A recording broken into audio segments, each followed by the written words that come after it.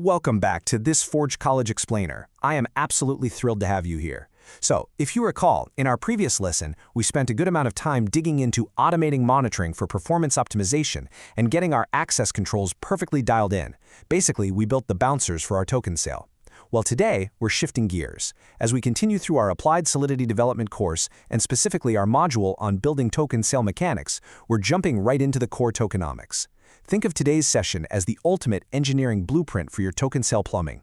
We are going to look at a survey of vesting types and beneficiaries. And trust me, getting this wrong is literally like installing a fire hydrant in your living room. You know, hilarious for the neighbors, completely catastrophic for you. So let's make sure our tokenomics don't flood the market. Okay, here's our blueprint for today. First, the who versus the when. Second, the water valve mental model. Third, vesting patterns explained. Fourth, beneficiary custody models. Fifth, real-world token scenarios. And finally, takeaways and next steps. Let's get right to work. Section 1. The who versus the when. To put this really simply, access control, like the whitelist we discussed in our last module, is the bouncer at the club door. It just checks the list and says, yep, you're allowed inside. But vesting is the bartender. The bartender doesn't actually care how you got in. The bartender is just there to strictly ration out the drinks over the course of the night so nobody gets completely out of control by 9 p.m. Access rules answer who, while vesting answers when and how much they get over time. Our entire goal today is to program that bartender perfectly. Section 2. The water valve mental model. I want you to picture vesting as a system of water tanks and valves. The reservoir is your total token allocation, say the tokens you've set aside for your team or your community. The pipes lead out to those beneficiaries, and the valves represent the release mechanisms. If these valves aren't calibrated correctly, or, if you accidentally leave a valve wide open on day one, you are going to burst your tokenomic pipes and completely flood the secondary market with excess supply. And in Web3, as we all know, a flooded market usually means a crashing token price. Section 3. Vesting patterns explained. Let's look at the cliff vesting schedule first. Think of a cliff as a completely closed valve that suddenly drops wide open. From month 0 all the way to month 5, absolutely nothing flows. Then, boom, at month 6, 100% of the tokens unlock instantly. This is fantastic for aligning incentives for a strict minimum period of time, like, making sure a developer actually finishes the core protocol before getting paid. But mechanically speaking, it causes a massive, abrupt supply shock to the market. Now contrast that with a linear vesting schedule. This model's a valve that opens just a tiny bit and continuously drips tokens at a steady flow rate. At month 0, you've got 0%. By month 6, you're exactly halfway there at 50%. And at month 12, the tank is empty and 100% is unlocked.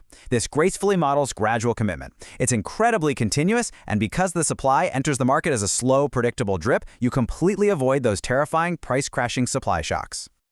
But, we aren't just limited to cliffs or drips. We also have step vesting, which releases discrete chunks at scheduled milestones. Think of it like 25% unlocking every single quarter. And then we have hybrid vesting. This one is super common. It's an initial cliff drop just to give some early liquidity, immediately followed by a continuous linear release to maintain long-term alignment. Section 4. Beneficiary custody models. So, moving on to the actual pipes, we have 4 main custody primitives. A single recipient is exactly what it sounds like, just a direct pipe to one wallet address. It's simple, but pretty inflexible. Multisig-controlled means a group of signers must actually agree to move the tokens, which adds a really necessary layer of social coordination. Then we have contract-escrowed. This is where a specialized smart contract holds the tokens and exposes a predictable automated claim interface. And finally, pooled beneficiary uses managed group distribution logic for multiple recipients. The absolutely crucial point here is that each of these affects your gas costs, your security posture, and how governance interacts with the funds. Single recipients? Very cheap on gas. Pooled beneficiaries? They require complex accounting, but they save you from having to deploy hundreds of separate contracts. Section 5. Real-world token scenarios. Let's apply this. Here is scenario A, the classic founding team dilemma. You have a team of founders, right? You want to ensure they stay totally committed to the project for at least the first 2 years. But if you just hand them their tokens right away, they might cash out early. And if you give them a massive cliff at the end of 2 years, well, they dump everything on the market at once. So how exactly do we structure this? Here's the blueprint for that. First, we implement a 6-month cliff. If they leave before 6 months, they get absolutely nothing. That proves their initial commitment.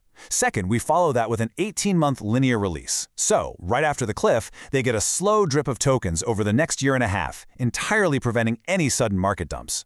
Third, for the beneficiary model, we use a multisig or an escrow.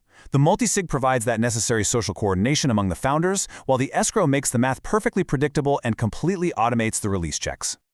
Let's pivot over to scenario B, advisors.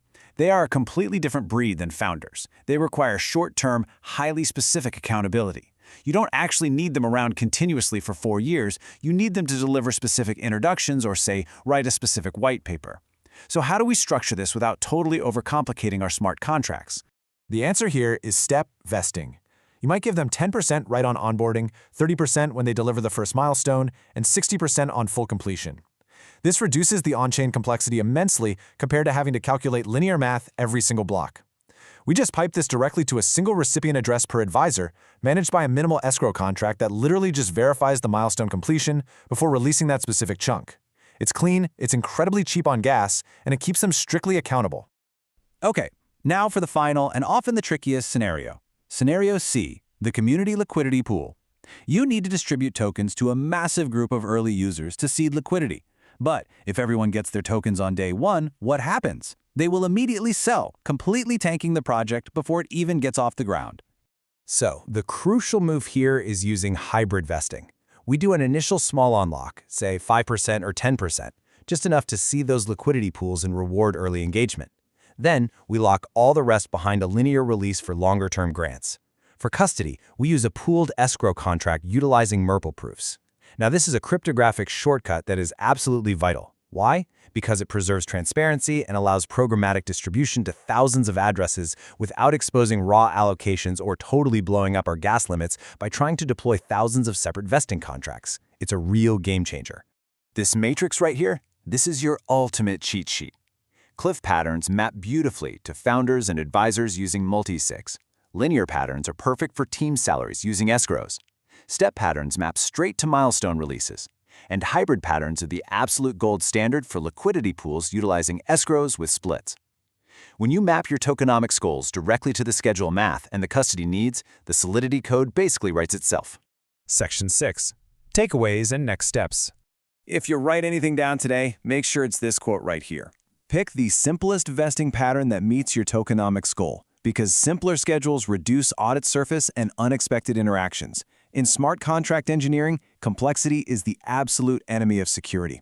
Please don't build some hyper-complex multi-curve vesting schedule if a simple step function does the job. Keep the valves simple and they won't leak. Just to recap our core mechanics, vesting resolves the temporal coordination problem. It's the when. You must align your custody models, whether that's single, multi-sig, or pooled, with your accountability needs. And most importantly, as developers, you have to translate these high-level business goals into explicit, testable mathematical parameters. Start time, cliff duration, and total duration. These formulas will literally dictate your entire testing surface area and your audit focus. At the end of the day, vesting isn't just about code, is it? It's really about programming human behavior and trust into an immutable system. Get the math wrong, and no amount of hype will save your token. So are you ready to convert these plumbing blueprints into precise, contract-ready Solidity formulas? Because that is exactly what we are going to be doing in our next lesson, Cliff and Linear Vesting Mechanics. Thank you so much for joining me for this Forge College Explainer. To master this and check out other incredible Web3 topics, make sure you visit forge.college. I'll see you in the next one.